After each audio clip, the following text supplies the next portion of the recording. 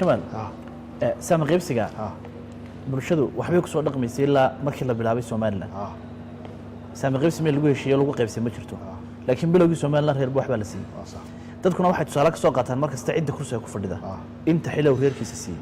madaxweynaha ta fadhiya marka la xisaabiyo agaasimiye wasiir haday tahay reerkiisa ugu badan marka miyaan dadku cadaalad darro warkan soo madaxweynuhu ku fadhiya reerkiisa ugu badnaadaan waa oo hadii anigu horta ma ogi oo statistics kaas wali si fiican وما فريسنا نقول راعي ما يورن ما يودي وحاس أساسا وقبضا لكن هدي أي سيدات هاي ويكون أكسنت هاي إنك استو شرع اللي جاي يورن هاي مدحوين وزرير كيس وحاكت قضية وصية معانا هاي حدنا عقال بقى بتصالحان كسيو عقالو عن رير كيس السيم بلفتر كيس سوت اللي دجالنا هاي أو هدنا أي ده دجال هاي شيرين طب كل ما واحد شيرو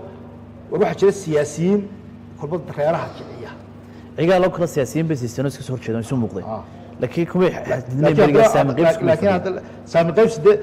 إما كدجال كان دجال سامي قيبس معه دجال كان إما كده عارية كبحين